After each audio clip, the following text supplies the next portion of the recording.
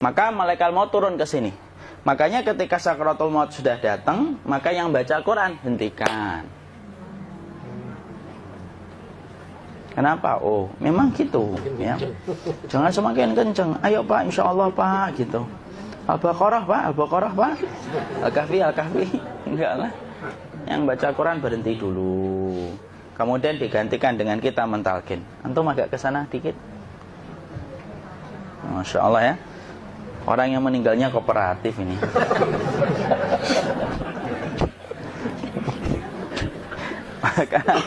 maka agak ke sini ya. Maka disunahkan kita untuk mentalkinnya.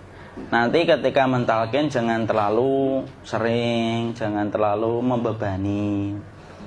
Jangan terlalu sering itu la ilaha illallah, la ilaha illallah. Enggak gitulah. Berat nanti dia ngerasakan. Di situ Imam Qurtubi juga menyampaikan, jangan terlalu sering karena itu memberatkan dadanya.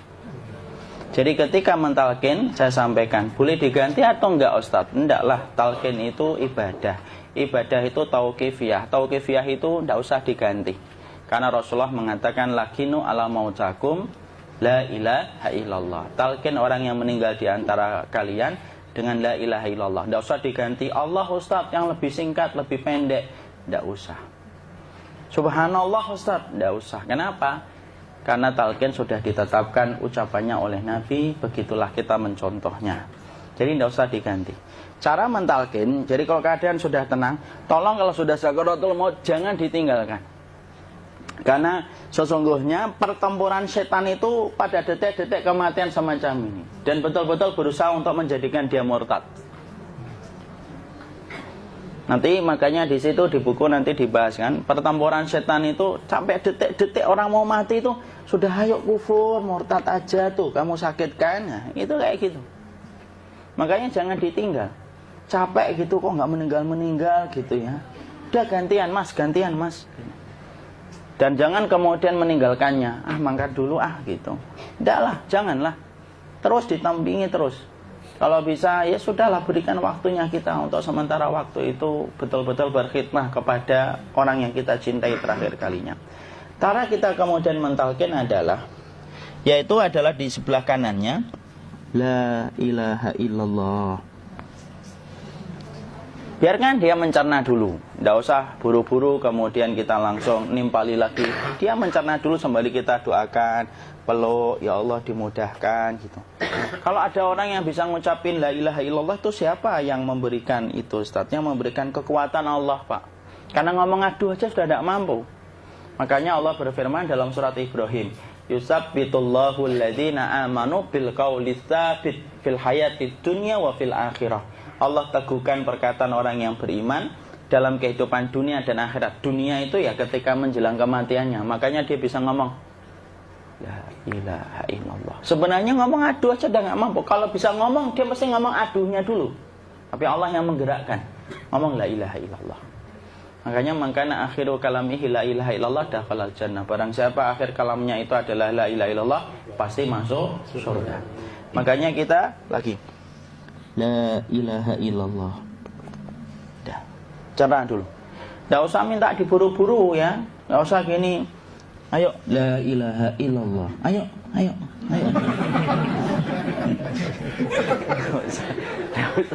Enggak usah gitu. Ya, biarkan dia pelan-pelan gitu.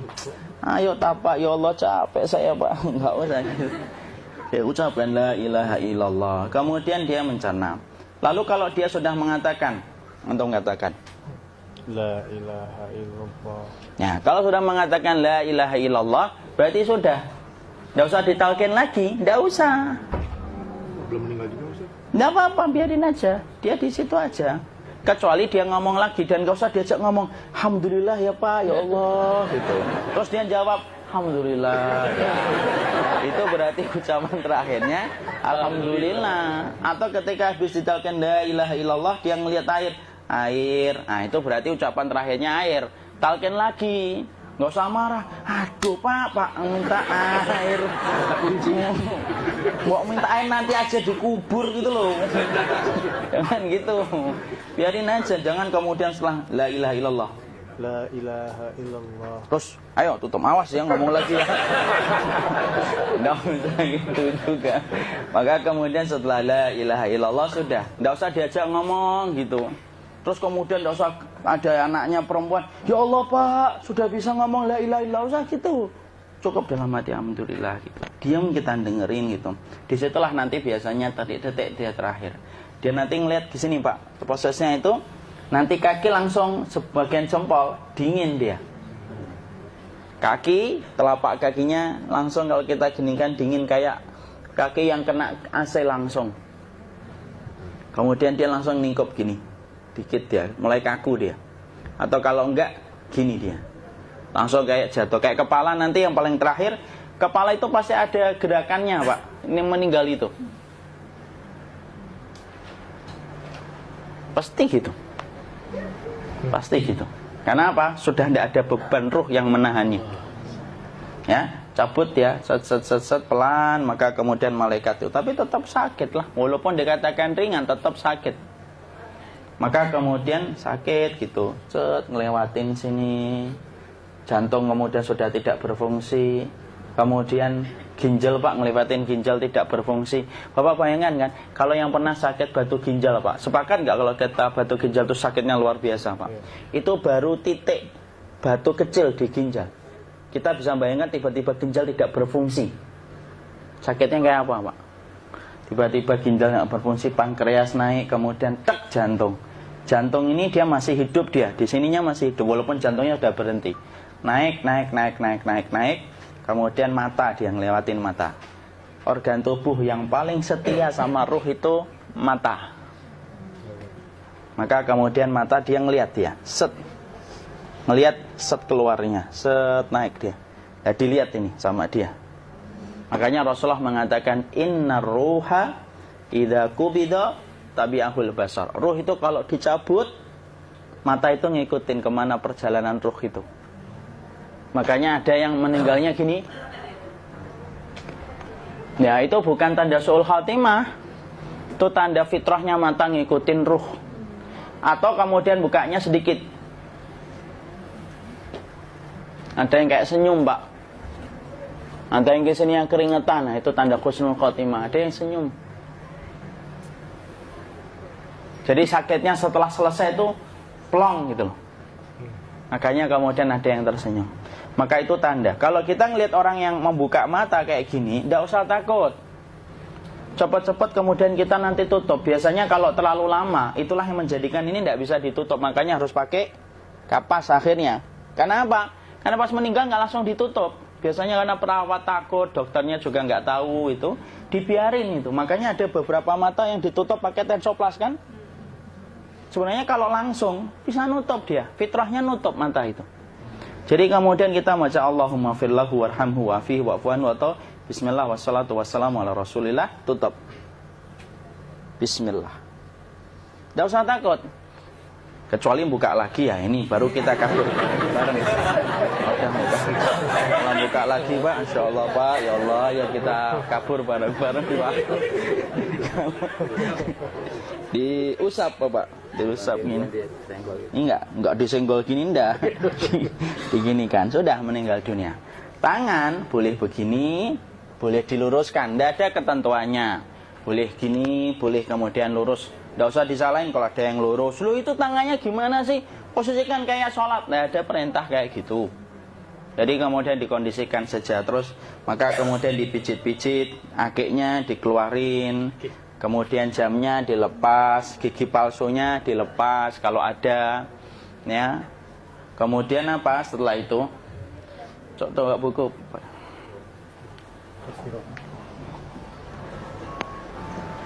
Kemudian kalau bisa awal-awal, kemudian taruh buku atau sesuatu yang agak berat di perutnya ketika baru meninggal dunia. Kenapa kemudian ditaruh kayak gini? Bukan apa-apa, supaya membantu sisa-sisa pencernaan dia untuk keluar.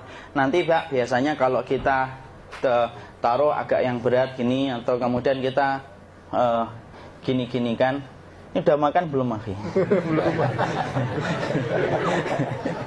Udah makan belum makan kok udah gede ya?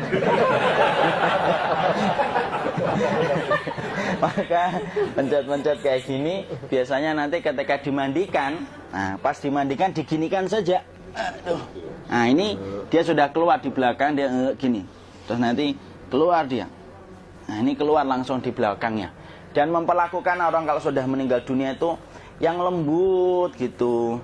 Kenapa? Inna kasra admil mayyiti kakasri admil hayyi. Mematahkan tulangnya ketika orang sudah meninggal dunia itu lebih dia rasakan sakit ketika mati daripada ketika masih hidup. Tuh Islam itu sampai sama orang mukmin itu kalau sudah meninggal aja sampai selembut itu. Kok hidup kasar itu kebangetan dia jadi orang itu.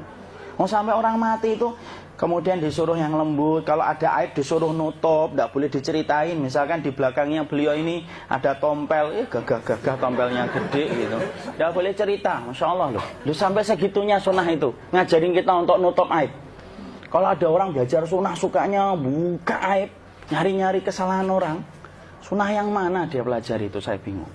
Makanya kemudian gini, setelah selesai maka kemudian tutup dengan kain. Maaf ya, ya. Ya. Nanti kalau nggak kuat napas ngomong ya. Maka ditutup kayak gini, ditempatkan kemudian jangan di tanah tapi di atas dipan. Karena apa? Syekh Abu Malik Kamal Said Salim dalam Sahih Fikih Sunnah menyampaikan supaya tidak cepat busuk. Dia taruh di atas. Kemudian ditutup pakai kain apa saja, ya, sembari nanti kita mempersiapkan tempat mandinya, tempat kafannya dan yang lain sebagainya. Maka kemudian kalau ada yang datang boleh dibuka. Kemudian kita mencium ininya apa? Kemudian keningnya. Kemudian kita berdoa, nutup lagi kayak Rasulullah ditutup. Kemudian yang datang terakhir itu salah satunya Abu Bakar.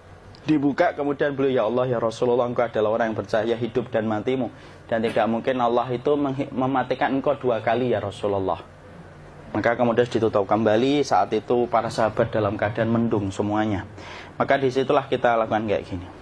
Ditutup gini Ustaz ya, kasihan tidak bisa nafas, insya Allah tidak butuh nafas lagi. Jadi kemudian kita semacam ini, kita persiapkan apa yang bisa kita lakukan. Nah itulah proses kematian dari sakit sakaratul maut sampai kematian.